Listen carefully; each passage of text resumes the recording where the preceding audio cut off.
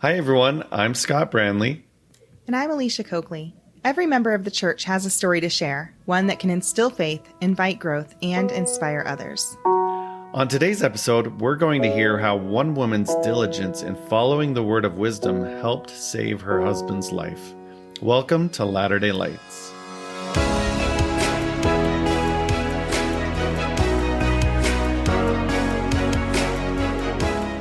Hey everyone, welcome to another edition of Latter-day Lights. We're so glad you're here with us today. We're really excited to introduce our special guest, Ellie Essig. Ellie, how are you doing? I'm doing good, thanks. How are you? Doing great. We're good. I'm a little tired today, so I went heavy on the concealer. I'm just like, woo, not enough sleep last night, which I'm sure you're probably going to reprimand me for what we're talking about today. Huh? I assume that's part of our story, but Sleep is well, yeah, for sure. I am super excited. I always like to tell our guests tell our listeners how our guest came to be. You know, sometimes we go to a fireside, sometimes we know someone who has a story. Other times we have people that reach out to us. And this time it was different because my best friend, Jess, she loves following you on Instagram. She is like all about health and just, living in such a way that can really like strengthen your body and heal it and everything like that. And so she's been following you for a while, and she happened to see somewhere on your Instagram, I couldn't find the post myself, but where you were open to going on podcast and to talking about your experience and stuff. And so she messaged me and she's like, you need to check this girl out. I was like, okay. So I go look, and I sent you a message, and you got back to me almost right away. I honestly, I did not think that you were going to get back to me right away, or maybe even at all. I was like, oh, she's probably just like doing her amazing thing out there. But you did. And so I'm so excited because we have not had a story like this yet. And we haven't been able to have conversations like this yet. And so there you go, guys, like to our listeners, if you know someone who has an incredible story, like let us know. We'll reach out to them. We'll ask them. And who knows, maybe they'll be like Allie and they'll be sitting here. So I'm super excited. But before we get into all of that, Allie, why don't you tell us a little bit about yourself? Yeah, so I live in the Washington, D.C. area, technically in Arlington, Virginia, but it's so close to D.C. I used to work on Capitol Hill. I used to work for a congressman for years and years. My husband works as an attorney, and his office building is right by the White House. In fact, when we go to visit him at work, my kids all love to look out his window and see all of the guards that are on top of the White House with their guns dressed in black. Wow. It's really fun. We've lived out here for 15 years, and this is our home now. We love it, but we're both originally from Centerville, Utah.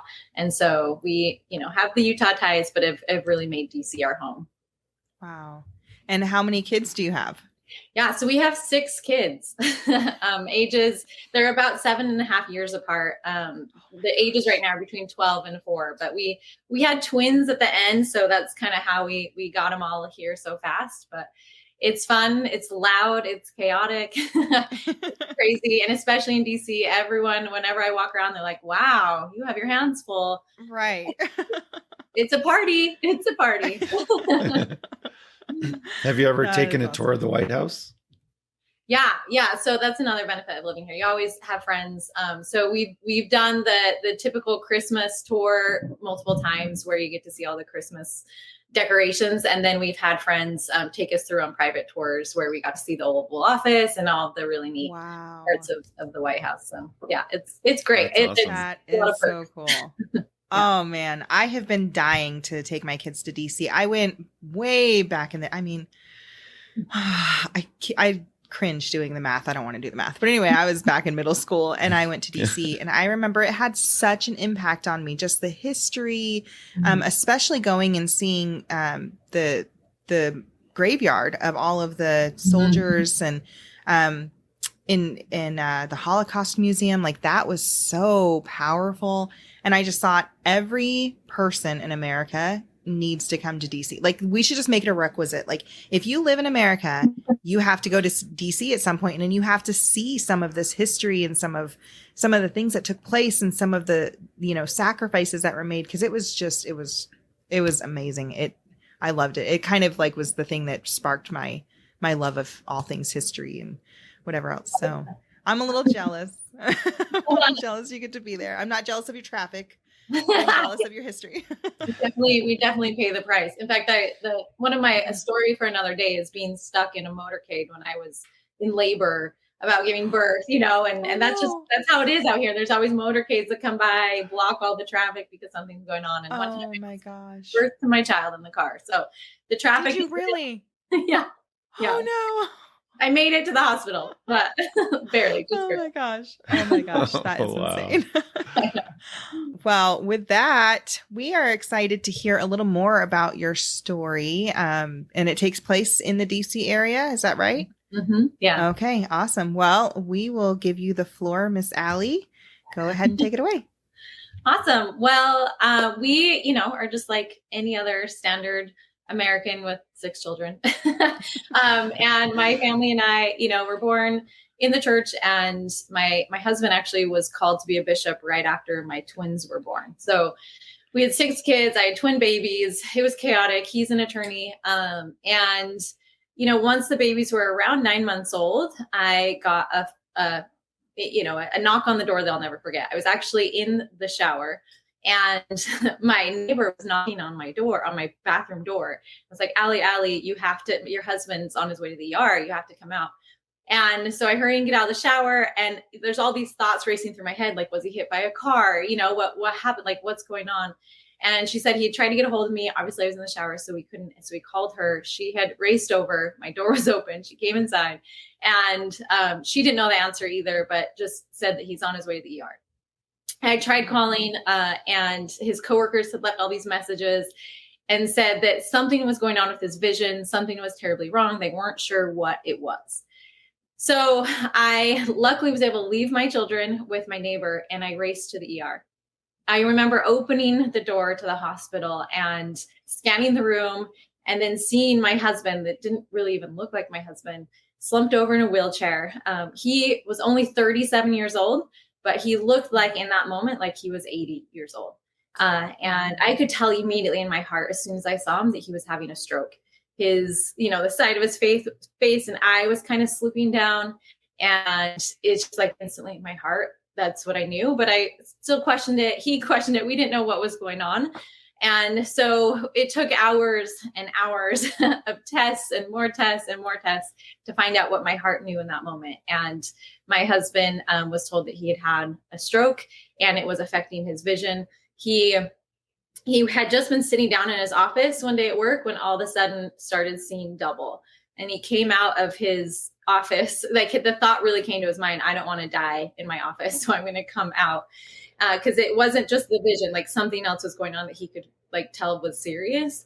And his assistant saw him and was like, immediately called 911. And so that's kind of what brought us to that point. And I remember thinking a million times, asking the doctor, is this because of stress?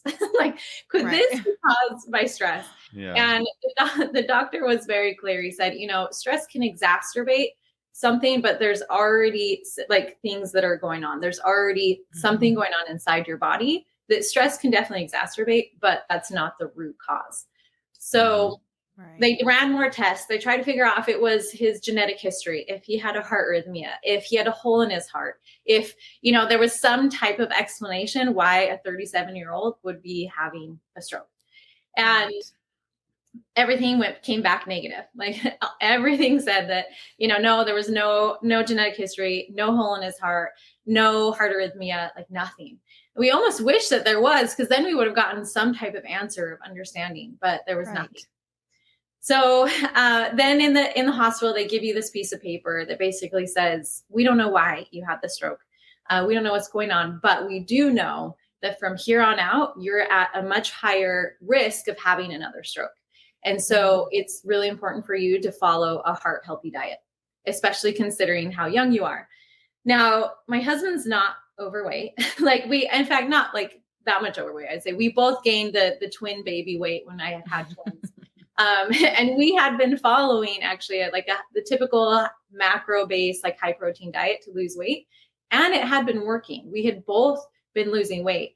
Right. He had just recently lost 15 pounds. And so I immediately thought like, but wait, we're eating healthy.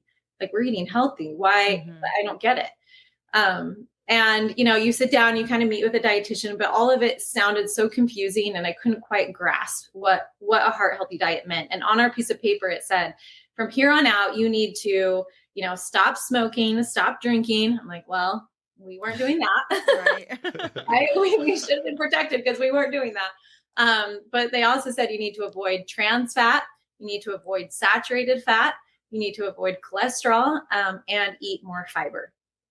And those names are not foods, right? So it was hard to know, how do I apply this? Like what foods am I really avoiding? How do I actually put this into practice? Yeah. And so we came home from the hospital, we're just kind of figuring life out, like my husband still had the double vision. He couldn't drive, he couldn't work. So we're just, it took a couple of months to kind of get our foot on the ground just to function. And then, we would often question, like, what does saturated fat look at? It's in peanut butter. Does that mean we shouldn't eat peanut butter? Like, we were confused.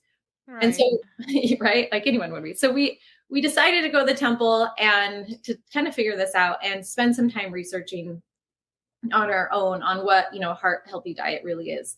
And when I went to the temple, and at the time the Washington, D.C. temple was closed. So it was a 3-hour drive into Philadelphia.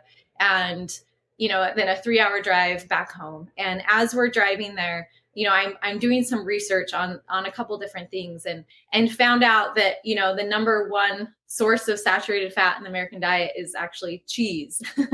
And, the second one is beef. And my husband was like, I could give up like red meat easily, but I don't know if I could ever give up cheese. Right. And, that's a tough one. Yeah. Right? Yeah. Especially right? Like in our faith, right? Like it's just like part of our culture. It's like you bring the cheesy potatoes. Right? You have your taco night with all your cheese. Yeah, that's crazy. Mm-hmm. I know. That's just kind of how we felt. But we go into the temple, and I just felt really strongly at the time that I really needed to follow the word of wisdom completely. And I was reminded too, as I'm sitting in the temple, really praying about what to do. My dad had actually passed away of a heart attack a couple years before this, and he didn't get any warning. He had his only heart attack. There was no warning heart attack. And I had wished at the time that he had a warning. I had prayed, like, why did you take him away without giving him a chance to change? And I'm sitting here in the temple realizing, like, we have this chance to change. I have been given this second chance that my dad never did. And so I, as the one who's cooking the meals in the home, decide in this moment, like, God, you tell me what to do and I will do it. And it was just follow the word of wisdom completely, like 100%. And so I open the word of wisdom in this celestial room, and I'm like, it says to eat, like that we should be eating wheat. And I was kind of confused because I thought like gluten was bad, like there's so much nutrition confusion in this world. And then there's some parts that are definitely confusing. And so, right. So I took it home and pondered, I prayed. And as we do more research, and as I'm telling my husband what I'm learning and the impacts of saturated fat and cheese and all these things. And he's like, okay, I think I could give it a try. And so we stopped eating as much dairy. Right. And then, so that was kind of the saturated fat aspect to me. Once I found out, okay, it's just a lot of cheese and dairy and then red meat. And then when it came to trans fat, I was like, well, that's a lot of fried foods. A lot of, sometimes it's naturally found in animal products as well. And then the cholesterol is going to be, like the typical eggs, but cholesterol is not as important as the saturated fat and the trans fat. Like cholesterol has more of a less impact. My husband actually, though, didn't have that high of cholesterol. It was like 175, which over 200, just to give you some perspective, over 200 is considered high. So he was still in that medium zone. It wasn't super clear. He was just kind of medium high. And anything below 150 is where you're in the safe zone. So then I go deep and I'm like, what are people eating who have cholesterols that are below 150? And it really goes back to these diets that are based off of more fruits and vegetables, that people are active. And so I realized that, we're told to eat more fiber in that heart healthy diet description. And at the time I was like, that's fiber 1 bars. Like, what is fiber? Right. Why is it down? What is it? And I learned that fiber really is only found in plants. That if and that 95% of Americans are deficient in fiber. That only 5% of us are eating enough fiber. And really that basically means that we all need to be eating more fruits, vegetables, but not just fruits and vegetables, more whole grains. So it goes back to that, whole grains, as I was reading the word wisdom, more legumes, more beans, right? More nuts and more seeds. And as I was diving into the word of wisdom and I'm searching it, and it's like, we should be eating fruit in its season. And while we live in a modern day that I don't think you necessarily need to be eating in each season, I'm learning about what hunters and gatherers really do eat, like how much fiber they actually would be eating. And the Hasda tribe is one of the last known hunter gatherers. And while they do eat some meat, they actually eat around 600 varieties of plants every single year, where the average American is eating 50 varieties of plants, right? And they're eating over 100 grams of fiber a day, where the average American is eating 15 grams of fiber a day. And that if we were truly hunter-gatherers and really eating in the season thereof, we would be eating just more diversity of plants, right? Where we'd just be eating a variety and more than we are eating now. And as I'm looking at the whole grains, I'm realizing that if you really do include whole grains, and at the time, you think that carbs are bad, we should avoid carbs. But if we're eating actually those complex carbs, those whole grains, and whether it's wheat or quinoa or oats or whatever it is, or whole grain rice, that it can reduce our chance of getting a heart attack by 30%. And considering that heart disease is the #1 killer in America, that's huge, right? And so I'm seeing all of these truths in there that were confusing at first, but now I'm seeing how nutrition and timeless nutrition is really backing it up. Not these dietary trends, but timeless nutrition. As we're eating a diversity of plants is going to help protect us from all these different types of diseases. And it's going to help strengthen our body as well as, help reduce our risk of even just inflammation or whatever it is that people are talking about now, that we really need to make sure the plants are a priority. Right. So how long were you like researching all of this stuff? How long did it kind of take you down the rabbit hole? Right. It took me, I would say it was a solid 6 months of just researching on my own. And then ironically, as I was researching, and I following different accounts, and someone on Instagram, the man, Dr. B, what we call him, who wrote the book Fiber Fueled, which I love that book. It's so good. But he had offered actually for any of his followers, a giveaway. That was if any of you, enter in your information, then you can win a certification course through Cornell, where you can basically learn this plant-based certification or get this plant-based certification. So I entered my information thinking like, oh yeah, like these are just Instagram giveaways, I'm never going to get it. And then I actually won it out of all the people. Wow. So I was kind of thrown into this world. And as I was studying and learning more and more about these foods and how, it can help prevent disease, from cancer to diabetes to heart disease, and beyond, and how eating more plants is key. And you don't have to be a vegan. So, and that's what I always go back to in the word of wisdom too. It says, eat meat sparingly. And I always question that my whole life. I'm like, why does it say that? And why do none of us follow it? Right. Because I feel like sparingly is limited, right? It's not the center of every meal. It's more like the side of the meal, or more occasionally, right? And that never made sense to me until I took this course. And as I'm learning and sitting, and it was during 2020 when all of my kids were home, and it was crazy chaotic. Like I'm potty training 3 kids at once, right? Because I have my twins. It was insane. But I found so much strength and happiness as I would go to take, do my studies in this course. And And I'll never forget just sitting on my couch and learning about these plants and thinking, I want to share this with the world. Like, I want to shout this on the rooftops, that if we truly follow the word of wisdom completely, we can really have the health that we're looking for, in the sense of it can help reduce our risk of so many of these chronic diseases. Doesn't mean that it's going to completely go away. I mean, we still could eat a perfect diet and get cancer. I'm not saying that, but it can reduce a lot of suffering that many of us are experiencing. Yeah. So let me ask you, because I mean, especially as a mom with kids, sometimes it is so hard to, one, get the kids to eat the stuff, right? Even if it's stuff that they love. Like, you could be like, why don't you want to eat macaroni and cheese? You eat macaroni and cheese every day. And now all of a sudden it's disgusting, right? So like, there's always that huge battle. But how do you go from, you know, whatever it was that you were feeding your kids before? And I'm sure it probably wasn't bad per se, right? Like, you know, we try as moms to incorporate that little food pyramid, right? Like, our, you know, like, here's your meat, here's your vegetable here, right? But how did that look for you, like transitioning to this new lifestyle? You know, how did your kids take to it? I don't know. I have a lot of questions, so I'm trying not to ask too many at once. So let's just start with that one. I would even add adults in there, because I have a hard time finding. Yeah, and like, maybe what's like a typical like meal, like a day of meals look like, type of, you know, like, what do you what do you do? I don't know. Well, let me start from the basics. So I also, after getting that certification, I went back and I actually decided to become a nutritionist, and I went deeper into classes in school. So there was a lot that I tried on my own, and there's been a lot that I've actually learned through deeper education. But as far as what we did, I just stopped buying meat and cheese at the grocery store.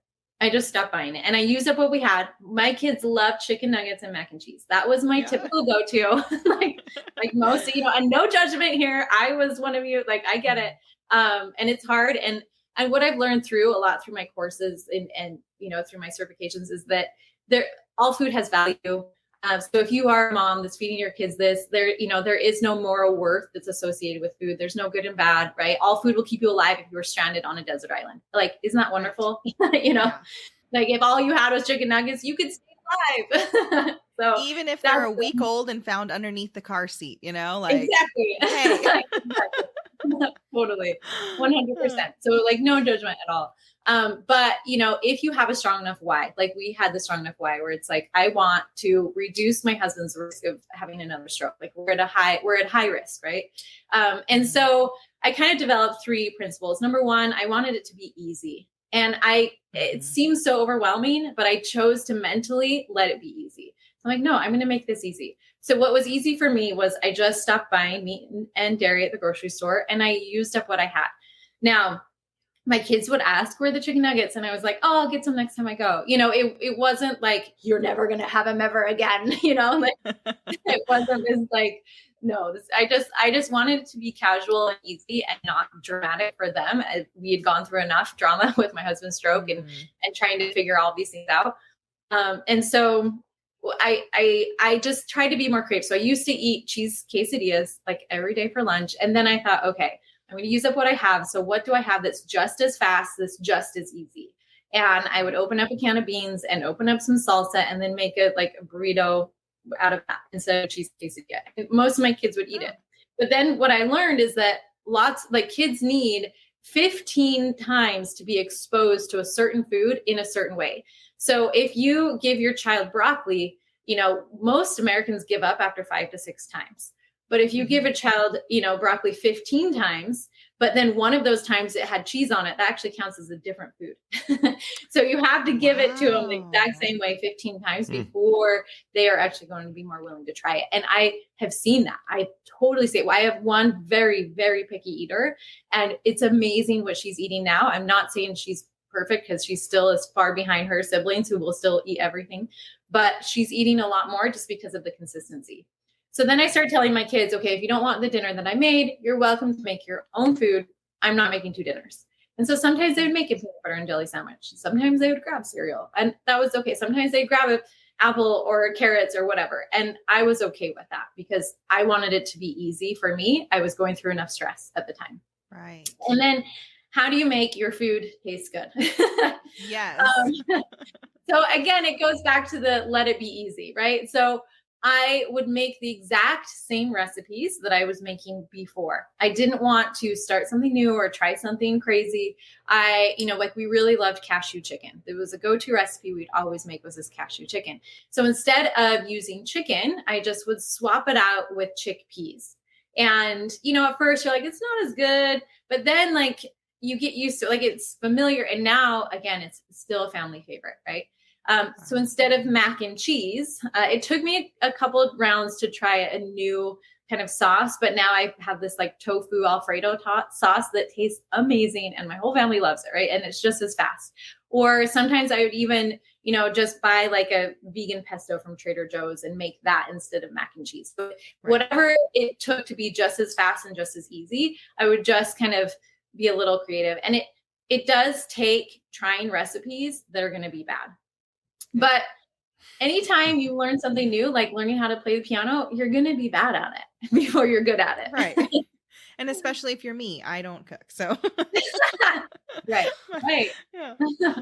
Yeah, no. And you have to kind of find like and that's another thing too. I found even like going out to eat, what can we do? Because we have pizza night every Friday. So what can I do that's just as easy? What can I choose? We fell in love with Taco Bell because there's so many plant-based options at Taco Bell that I used to hate Taco Bell. I used to think it was nasty. But when you are choosing, if you go into Taco Bell, ask for no cheese, right? No meat. There's actually some really tasty, delicious foods. You can ask al fresco, just whatever it is, be like al fresco, no cheese, no meat. And they add in some tomatoes, they add in some yummy things to it. So the things you learn, I was like, oh, there's good options out there.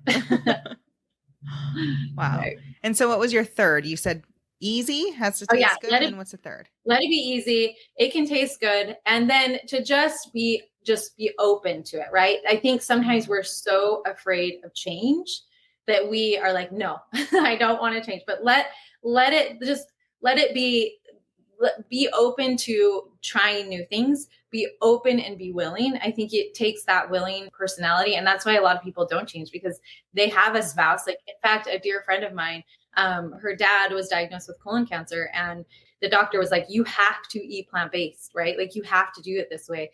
And they tried for a week and he was like, I don't care. I'd rather die early. That's my dad. Yeah. And my dad has diabetes and he will have 10, I'm not exaggerating, 10 to 15 popsicles a day. Oh, my sugar's going low. I got it. I'm like, Dad, that's not what you do. He doesn't care. He's like, that's fine. I'm just going to die, whenever I'm going to go. And I'm like, oh my gosh. But it's true. There are some people and that's, it's like people who jump out of airplanes. Like they like that thrill and that rush. Right. So if there's people that have that desire to get their thrill from food, I guess that's the beauty of life, right? Like we have our choices. And so it's nice to know that we have options. I was gonna say the option doesn't have to, like, I think we assume that the option is, just going to be terrible. It's like you start to learn to play the piano and you're like, I don't want to be a terrible piano player. I don't want to play. Right. Like we assume that first experience is going to be the experience forever. And truthfully, the way I cook plant-based is a lot more delicious now than it was the first week or two, right? Right. And most importantly, all of my husband's his cholesterol numbers went down, his triglycerides went down, his blood pressure went down. He got his vision back after 5 months. Wow. He got his vision back, and for us, that was like it was worth it. If you're healthy, you have all the wishes in the world, but when you're not healthy, you only think of one thing, and that is getting better. And for him to be able to see was key. And he was willing, he was open for the change because of the benefits that we were hoping would come from it. So you kind of have to get to that point where you're like, no, I will change. I can do this. Wow. I was just going to say, it's very hard to add plants into your diet if you don't eat them already. Like, yeah. Is there any tricks to add more plants or fruits to your diet? Yes. So number one, I always tell people to grab the fruit or vegetable when you want a snack. So that helped when we stopped buying like snack foods at the grocery store too. We had a bunch of fruits and vegetables on our counter. You want to see it, right? So when we are hungry for a snack, it's like, it's so hard mentally because you want to grab the packaged thing, item, right? You want to grab something that's fast, but grab the fruit or vegetable first and the package item. So I would say start by counting how many fruits and vegetables you're eating. The World Health Organization has told us to eat at least 5 a day. And it's not as hard as it feels. But even what's fascinating, if we all went closer to 7 to 8 fruits and vegetables a day, it would actually prevent 7.9 million lives annually. There's a huge amount of benefit that could come from us just adding more in. So it's not about taking away, but adding in. So first off, when you want a snack, grab that apple, grab that orange, grab the banana. Second thing is to preload on vegetables. So before your dinner, cut up a veggie tray or cook your vegetables first, have them done first, put them out, let everyone eat them. When you're hungry, you're willing to eat anything, right? And so eat those vegetables first, like almost ruin your dinner by eating those fruits and vegetables, and anything works. Like even if it's just grabbing an apple, preload on an apple before. Anything that's like 100 calories or left is considering negative calorie preloading, meaning that if you eat this fruit or vegetable first, then you're more likely to eat less during your following meal, because the fiber will help keep you full. So it goes back to the gospel. It's like when we put Christ first in our life, everything else kind of seems to fall into place. If we make him a priority, first thing we do is we wake up, we read our scriptures, we say our prayers, and then your day just kind of goes off better. And when it comes to like the natural law of food, if we also prioritize those healing and wonderful fruits and vegetables and eat them first, then everything else kind of falls into place. Then you'll overeat less, right? You'll be less likely to overeat. If you reach for the fruit or vegetable before your packaged snack, if you just simply add those in, you would be surprised. And then lastly is to just like look at your meals, whatever you're eating, and think, how can I add another fruit or vegetable to this? So a lot of it is maybe add in a fruit to your dessert. Even just like adding blueberries to your brownies is going to significantly reduce the sugar spike and help prevent, some of the negative consequences that can happen inside your body. So you don't have to hide these fruits or vegetables. I would just say add them to what you have already. So it takes this mental preparation, just like someone who's not a member of our faith joining our church, who's like, how do I read my scriptures first thing in the morning? It takes some like mental thought and prep beforehand. Right. Wow. So what's a typical day look like? Can you give us an example of like you get up and like how often are you eating, and what do your meals look like with your 6 children? Yeah. Right. So I will say, we swapped out our milk for kids, the soy milk, because soy milk is the most comparable to actual milk. It has all the vitamins and nutrients that they need. It's better than almond milk. My husband drinks almond milk.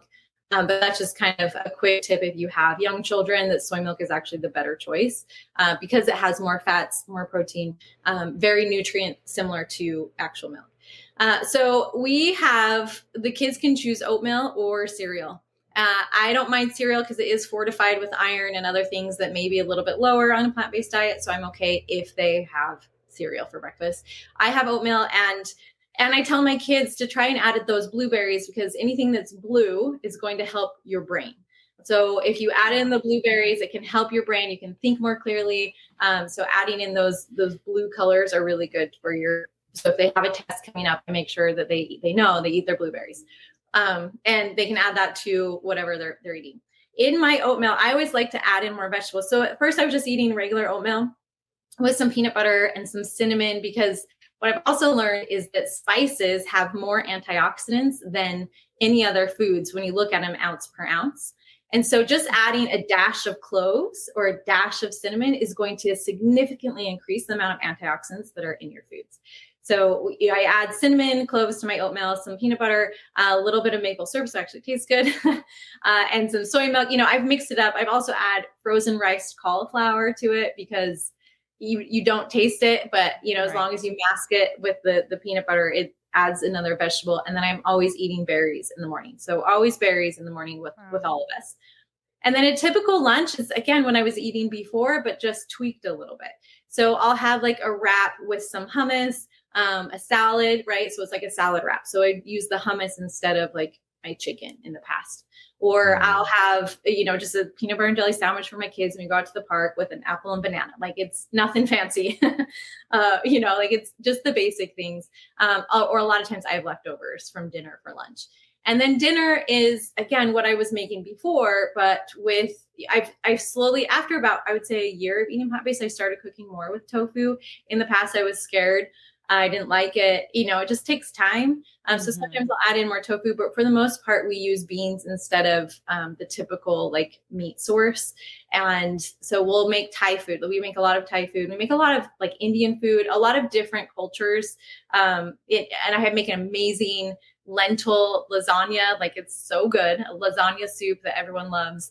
And you would never know that it doesn't have, I bring this lasagna soup to like every function, and everyone always comments on how good it is. They have no idea. There's no meat or cheese in it. So there's a lot of things that, you just have to experiment with. Oh my goodness. What about smoothies? Do you do smoothies? Fruit smoothies?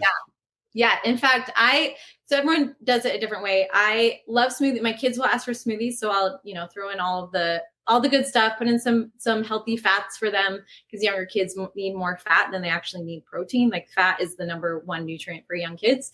So I do a lot of flaxseed, some avocado, some peanut butter, and kind of throw that into the smoothie. I don't love smoothies, but I do use smoothies for like an energy drink. So in the afternoon, when I'm feeling like I need a little bit more of a boost, I'll actually use frozen orange juice concentrate with some pineapple, with a stalk of celery and a big handful of spinach. And I'll mix that up and I'll store that actually in my fridge.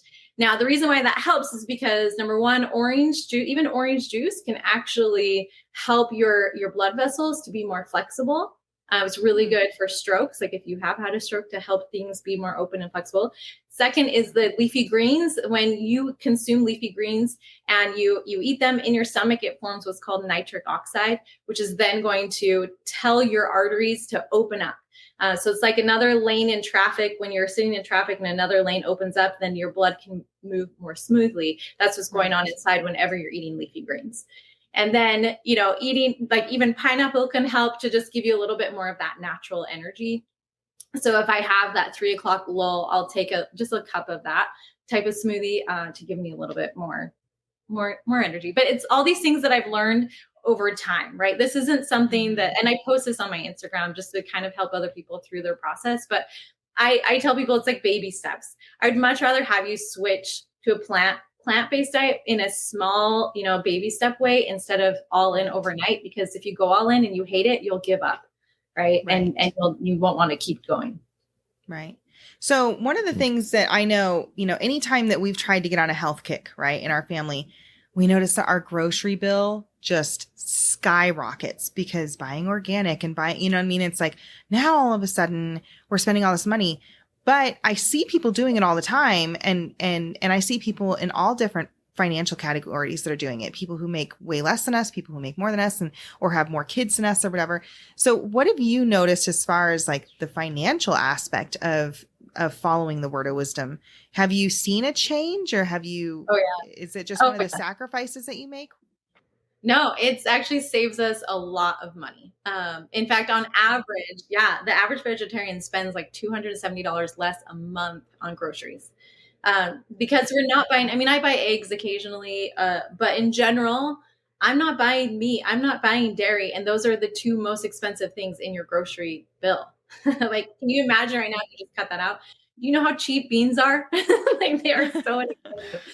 That's like a major source of protein. And so even tofu, when we do buy it, it's so cheap. But I'm always hesitant talking about tofu because people are like, I don't want to do it. I'm like, that's okay. You'll get there. Don't worry. But like beans in general, I can buy a bag of beans for like $2 and cook it in my Instant Pot, right? And I have food for the week.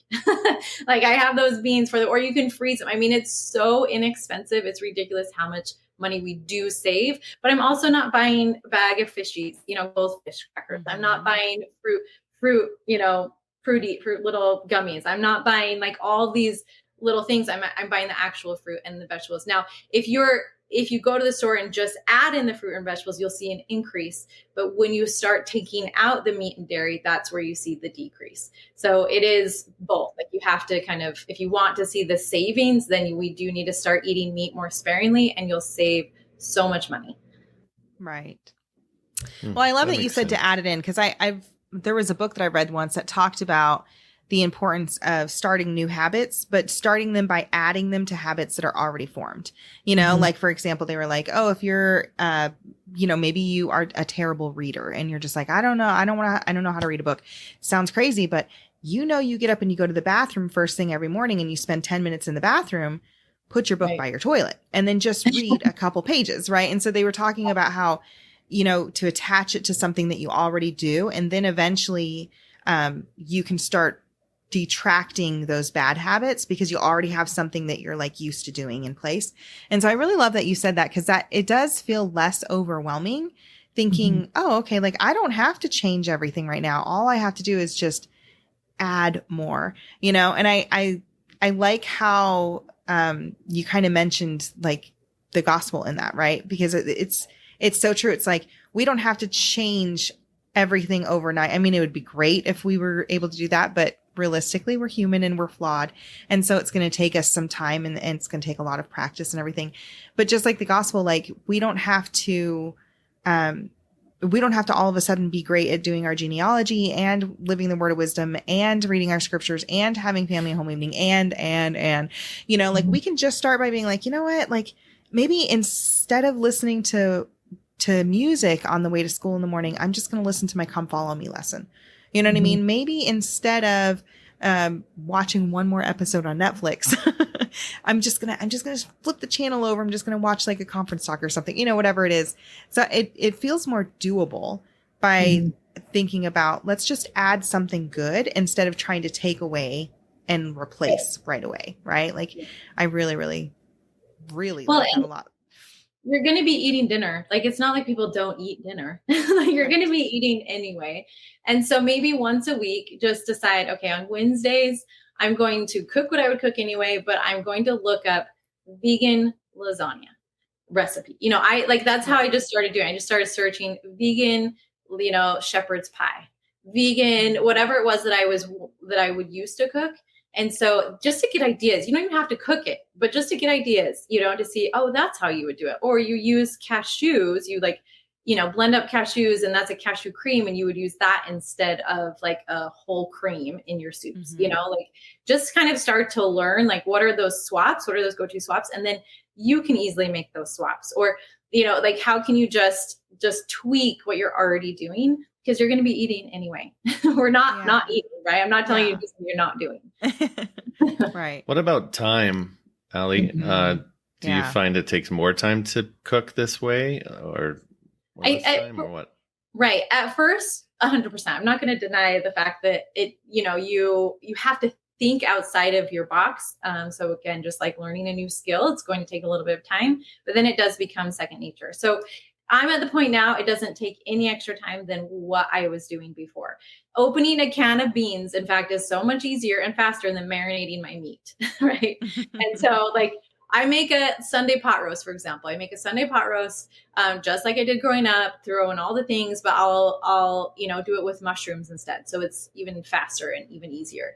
Sometimes if, every once in a while I will cook with those, like the plant-based meats and throw that in. But in general, I'm saving time because I'm not having to really flavor and season meat like I was before. But what does take extra time is chopping up all the vegetables. So you can buy little things. I have like a chopper that saves me a ton of time where I, on Amazon, where I just chop my veggies super quick. And it's learning something new that takes time, not necessarily the cooking process. It's how am I going to do this differently than I've done it before? But it's not that much more time consuming, especially once you get into the habit of things. Yeah. What are some of the changes that you've noticed in your family, especially with your kids, right? Because I feel like that's where the true results lie sometimes, is how are our kids behaving and looking and acting and whatever. Oh yeah. No, my husband now, he's so good at pointing it out. He's like, look at our children right now. They're all eating salad. All of them. He's so good at They're all just sitting there so happy eating their salad, or they're so good at eating those fruits and vegetables. I will say when a friend offers them another treat, oh, they're all over it. It's not like they're like, no, I can't eat that, or they don't know. They're excited to have the other standard American treats, but they are eating a lot more fruits and vegetables. They are like way more than they used to before. It's kind of amazing. And even if we do have someone drop off a treat, I'm always like, you're fruit or vegetable first. And they're good. They'll eat it. They know it, they know the routine now. And they'll go in waves. Like I have one son that's like, I hate vegetables. And then the next thing is like, I love vegetables. So it's, they go in waves. It's not perfect, but it's the amount of fruits and vegetables they're eating now compared to where we were before. It is pretty cool to sit back and look and be like, wow, they really are eating more. And you have to think, why does that matter? Like, yes, they're getting more fiber, but as you're, doing more research into these things, it's like, wow, eating bell peppers can help reduce your risk of prostate cancer, and eating cauliflower can actually help your eyes, and it can help reduce your risk of breast cancer. And, as you're understanding how amazing these foods are, then you really are like, okay, yeah, this is worth it. This is worth my time and my energy. Yeah. Do you feel like it's helped with your testimony, just learning about the foods and the way that it has effects on our body, and like how perfectly, because I know when we talked on the phone, we talked about how like certain foods will do good things with other foods, and how sometimes they'll counteract. And that was the importance of having a variety, right? Like you said, like 600 different fruits and vegetables or something like that. And so how has that helped with your testimony? Right. So the variety thing is, I'll answer that and then go into, they did the biggest study known on the gut microbiome. This huge study was called the American Gut Project.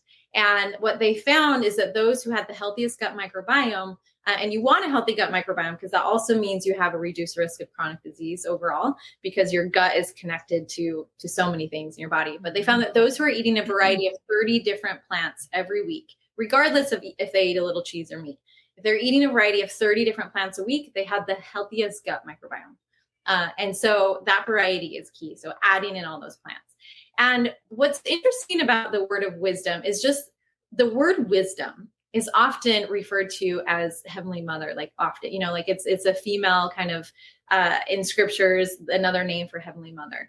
And when I think of all of the plants, and when I think of the earth, and I think of even just Mother Earth, right? Like when all religions kind of believe in this concept of Mother Earth. And if I were a mom, in fact, I had this dream once that I was stuck on this other planet. Like somehow I was sent to this other planet and I was stuck there. And by the time I could get off of this planet, my kids would have, died, like, because the whole time changed continuum thing. And in my mind, I thought I would rather just be a spirit and be able to see their life, to not even be alive and be able to see their life and be a part of their day in, day out, than be stuck so far away from them. And in that moment, I thought that must be how Heavenly Mother feels. That I think that part of Mother Earth somehow, in some way, that it is connected, and that all of these plants and all of these fruits and vegetables that come from the earth are here to heal us, are here to help us. It's her serving us in so many different ways. And all of these, as you dive into just the benefits of just your typical garden vegetables that you're growing, it's astounding to see how incredible these whole plant foods are for your body, and what a gift it is. And so when I think of word of wisdom, and I think of Mother Earth and Heavenly Mother, and somehow in my, I feel like that's all tied together. And then as we're eating more of these whole plant foods, that we are being nourished by our Mother Earth, and we are strengthened. And while I understand that a lot of us have, our determined lifespan, I get that you could eat in a perfect way and have the perfect diet and still die young by even just being hit by a car while you're crossing the street. But I do believe that if we eat a healthier diet, we will find more joy in this life. We will have more energy, and we'll be able to accomplish our divine purpose. That we'll be able to fulfill our mission here on earth, because we're not hindered down by this fatigue, or we're not hindered down by these other, other things that can prevent us from accomplishing our divine mission. So I think it's all connected in this beautiful way, especially as more and more I dive into the word of wisdom. That's awesome. So beautiful. And seriously just touched my heart when you talked about that. Cause I get what you're trying to say. It's like, something's there, but you're not really sure what exactly that is, but and we don't talk about Heavenly Mother very often. We don't know very much, but it feels right when you're, relating her to like having this word of wisdom and having this nourishment, and like, of course she would be a part of nourishing us somehow, right? Like that just makes sense that Heavenly Father would put her in a place where she can help with that nourishment. And if we're created in their image, then, naturally, like there's got to be something that is pure and that is beautiful that we're able to take part in, that can still connect us with our Heavenly Mother. So I've literally never had that perspective before. I feel like, oh my gosh, like if anything, I feel so excited about just that little tidbit right there. Right. I feel like if I don't, like you said, I don't know the answer to all things, but if I was a mom, I would want to be right here. Even if my kids had no idea, I had no idea that I even existed, I'd rather be right there with them day in, day out, nourishing them in some way, right? Helping them in any way that I could. And so I just love that out of all words to describe the word of wisdom, that it is wisdom, and that wisdom is connected with, another way of saying Heavenly Mother. So it's kind of neat. Wow. Interesting. So the insight I got from that is to be in the world, but not of the world. Because it does feel like the world is like the food we eat is so processed.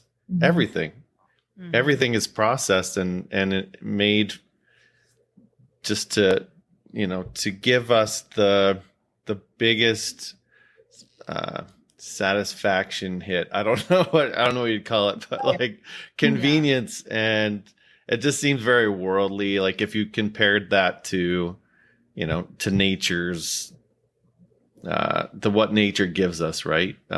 There's a comparison there. That's interesting. My other thought was, so do you guys eat meat? Like how far do you take the extreme? Like, do you take it to an extreme? Right. So what do you still do? And this is where I feel like it can be different for everyone. This is where I really love the beginning part of the word of wisdom, where it's like, this is just as kind of a suggestion, right? That it's not like everyone has to eat in a specific way. This is not a meal plan, right? For all of us, kind of some general guidance. And so for me and for our family, what we have found that works for us, and it may not work for everyone, is I just don't buy it at the grocery store. I don't buy meat at the grocery store, and I don't buy dairy at the grocery store unless it's for a special occasion. So if one of my kids, it was their birthday and they're like, I really want to have this, then I'll buy it and cook it. But it's very rare that I actually cook meat. We will eat meat or dairy at a church event. We will eat it if someone drops off food at our house. We will eat it if, someone is living with us and they want to make a meal from, that they love. Like we will eat it. When we go out to eat, when we go on a road trip across America, I usually try to choose one just because I feel better. Like if I don't eat it, especially when it comes to the fast food version of animal products, I would rather choose like a vegetarian option because it feels better in my body. But if that's the only option, I'll eat it. Right. So it's kind of nice that it's not an allergy. It's not like I have a gluten intolerance and I literally cannot have, I have celiac disease and cannot have it. I don't have that. So in the sense of gluten, but with meat, we can be flexible. And for me, it just made it easier just to not buy it at the grocery store because it saves money. And it kind of sets this line that makes it so it is more sparingly. And we do partake when someone else gives it to us. But more than anything, I really try to avoid, and I suggest for everyone, there's just so much research that shows that avoiding processed meats, like if you're going to cut off somewhere, the World Health Organization has classified processed meats as a group 1 carcinogen. So to reduce your risk of colon cancer, to reduce your risk of other cancers, it really is important let's avoid the beef sticks. Let's avoid even like beef jerky. Let's avoid even just the deli meats or the hot dogs and the hamburgers. Not saying that when we go camping with friends, my kids will eat hot dogs if they're available, but it's not something that I'm buying regularly in my home. So that is like, if you're going to cut anything off, try to, cut off the processed meats, the salami, that when you're getting pizza, maybe not order pepperoni pizza. Just those small little tweaks can make a bigger difference when you look at the aggregate, the amount that you are eating when it comes down to it. Yeah. So if someone is really inspired and they're like, you know what, I want to start somewhere, but I just feel so overwhelmed. What would you say would be like a really good start for someone who wants to gain that and that information, but maybe doesn't want to become a nutritionist like you? Like maybe they're like, I want to know enough to know what the heck I'm doing, but I feel so overwhelmed because there's so much out there. And there was a book that I read. Oh, I can't remember the name of it right now, but it was incredible because they were talking about how the government has all of this connection to these big, food production places and things like that, and how like they'll tell us that we need certain things, but really we don't need those things. It's just because there's like a kickback, and I don't know the background, the truth, and all of that. Theory. Yeah, it's, right. I'm sure there is some truth to it for sure. Right. I'm sure. I mean, because that's just the way that Satan works sometimes, right? Like he's got those secret combinations. And so, I read this and it was crazy when I thought about it, because I was like, there are definitely some things that don't line up. They like don't make sense, but it felt overwhelming because I was like, how much of this do I believe? And so where would you direct someone if they were just starting out and they literally didn't know anything at all about anything? Right. What would you say to them? I'm actually glad you brought that up, because in the Word of Wisdom, it talks about conspiring men. And I think it's not people doing it on purpose. They're like fulfilling their jobs, but if you look at the amount of scientists it took to make a Dorito, and all of to get you addicted. So you're not just going to eat one, you'll eat multiple Doritos, right?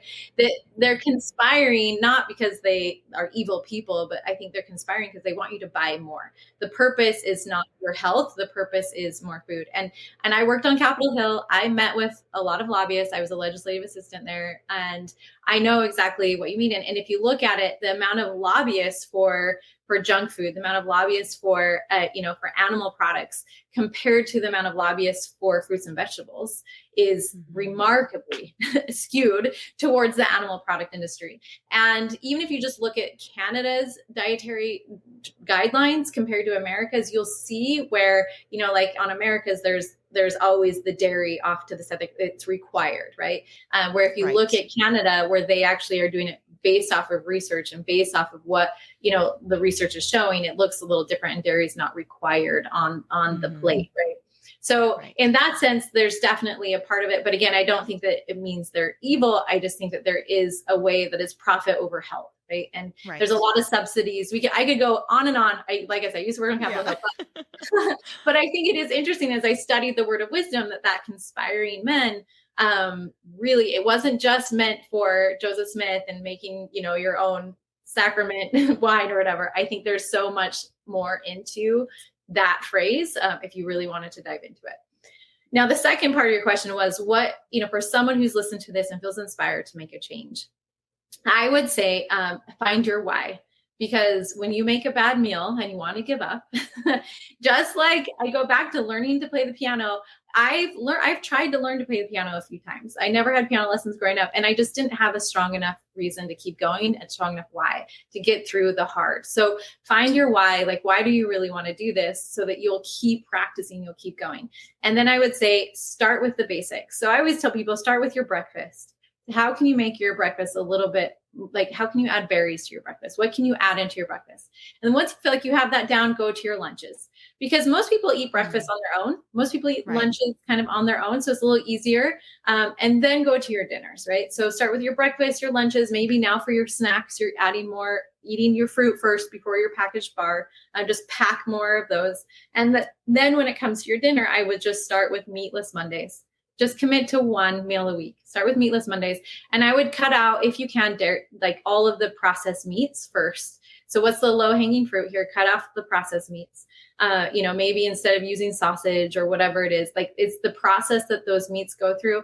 Also cut off anything that's grilled or charred or smoked, because those have a higher risk of cancer as well. They produce barbecue's my favorite. No. Or just occasionally, right? Occasionally. Right. I live in Texas now. Alicia's like, I just moved to Texas. Yeah. Sorry. No, it's fine. My face did a whole thing just then. Like, what are you saying? But it is interesting if you look at the research that any of those grill marks or the smoking of meat, it does produce what's called HCAs, which is a carcinogenic compound. So it does increase the risk of cancer. So avoiding these smoked, grilled meat products. If you're going to eat meat, make sure it's like boiled instead, or more of like the, and you're made in your pot roast is going to be safer to eat for you instead, just to reduce your risk overall. Wow. And then like, pray about it, ask for strength, make sure the whole family is okay with trying one new fruit or vegetable, and don't tell everyone that you're like, we're going to do this forever. Just slowly add in varieties. Right. Wow. Cool. Man, it's so much information, but it has been really, really good information. I know, when we spoke on the phone, we talked about how I ended up having this bariatric surgery or whatever done, last year. And so now my diet has to look very different because I do struggle with malabsorption and with getting all of those nutrients in and stuff. And so I was really curious because I'm like, how do I make this change when, my body's not what it was before? Or you mentioned people with like celiac, disease or something like that, or maybe someone who has some other type of food allergies. And I think that it is important, like you were saying, to make sure that you do pray about it, that you do trust that inspiration that you're given by the Holy Ghost, but also that you seek wisdom, right? That you continually try to understand what's truth out there and what's available to you. Like obviously tofu was not something that was available. I don't even know what, 100, 200 years ago. I'm not sure how long tofu has been around, but it's not something that they would have been able to use in the Word of Wisdom now. But just because it's not in there doesn't mean that you can't have it now. Right. And so we know that the Word of Wisdom was written for all of us, but it was also written at a time where they didn't have all of the resources or all of the knowledge. And so I think it is really important that we do read that and reread it and pray about it and get that knowledge for ourselves so that we have more tools and resources at our disposal for Heavenly Father to give us truth through. Right. Like he's not going to explain algebra to us if we don't know basic addition. Right. Like we're not just all of a sudden going to be like, and there's all the answers, like we're instructed to seek wisdom. And so I love that that's something that you did. I love that, that there are so many people out there who have such a big why that they've made this a part of their lives and that they've been open to sharing it with others. Cause I think that really plays into a part of our purpose here on this earth, right? Like it doesn't mean we all have to be the same. It's just when we learn and grow and we get that wisdom and we get that truth, I think it really is important for us to share with others. And so thank you so much for coming on today and for sharing that with all of our listeners. Before we sign off, is there anything else that you'd like to leave with us today? I think, number one, like change is hard, right? Like anything, and honestly, changing your diet is harder than changing your religion because you're eating 3 times a day. And so, like I recognize that it's hard. And when you're looking at change, I want you to look at it in the way that we look at the gospel in this life, that all of this is part of our growth.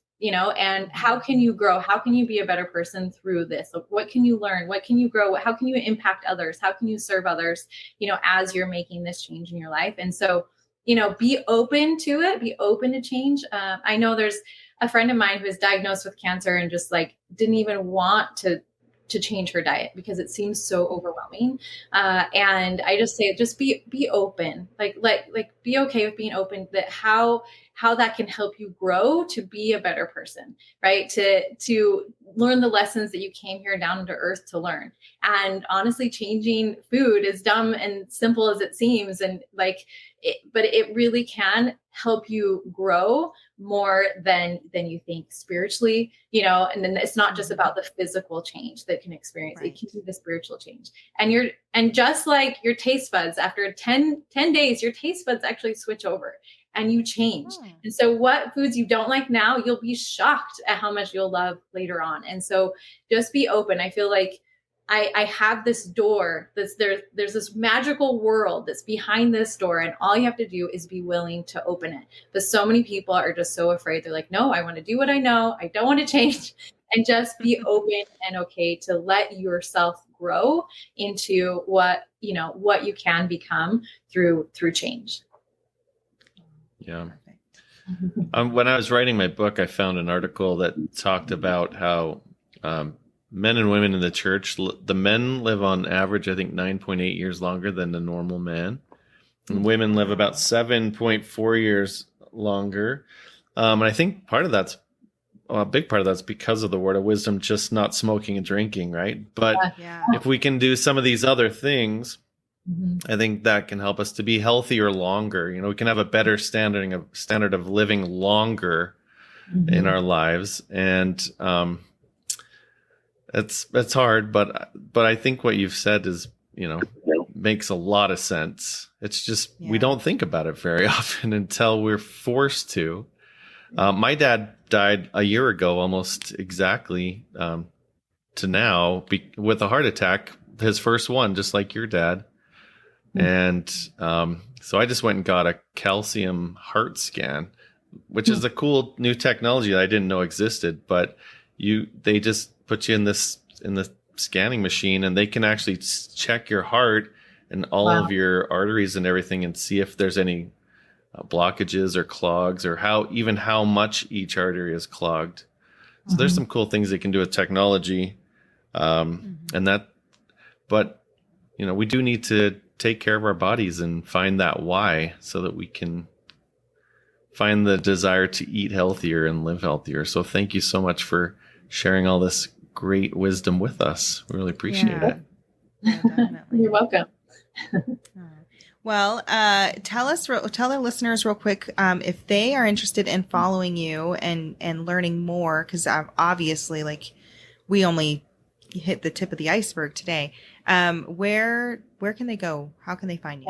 Yeah, no problem. So I am on YouTube, where I share some of my recipes.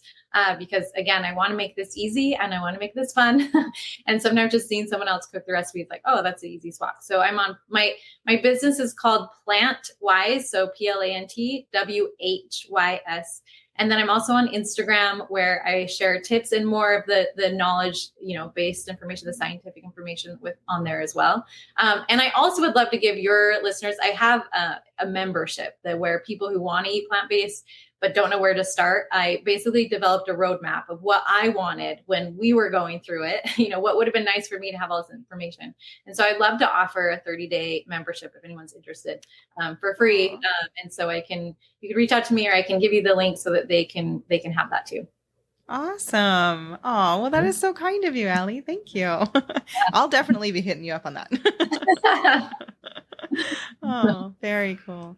Well, thank you again for joining us today. I really, really appreciate everything that you've shared with us. I'm looking forward to checking you out and seeing what kind of recipes I can incorporate with my family and how I can get us a little bit healthier and stuff like that. So, to all of our listeners, we want to thank you guys as well for tuning in to another episode of Latter-day Lights. Guys, we love hearing from you. Go ahead and drop a comment. Let Allie know. If you guys have a question, I'm sure she can check it out and she can kind of point you towards resources. So if you want to drop a comment and just let her know what part of the show really had an impact on you, or what questions you have for her, I think that would be awesome. Be sure to go look her up on YouTube and Instagram and follow her.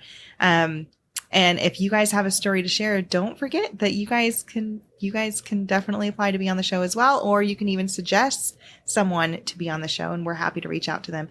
You can head over to latterdaylights.com, and at the very bottom of the page, there's a contact form there, or you can comment on any of our videos or podcasts, wherever we're at. We're on all the places. So you guys can go ahead and comment that way. Let's see, Scott, anything else? Yeah, let's just help get Allie's message out there. Let's help get people healthy and live longer and live a better life. Yes. Do your 5-second missionary work. Go hit that share button. That's what we call it. Yep, exactly. Cool. Well, thanks again, Allie, for being on the show. Yeah, thank you for having me. I appreciate it. Yeah, anytime. We are more than happy to have you come back. Maybe next time we'll have you make us some meals and send them to us. I'll have you come up with a way to show. Yeah, exactly. You'll have to come up with a new way to barbecue. Barbecue without the grill. I don't know. Barbecue those vegetables are still just as good. There you go. Awesome. All right. Well, we will talk to you guys later. We hope that everyone has a wonderful week. Until then, see ya. See ya.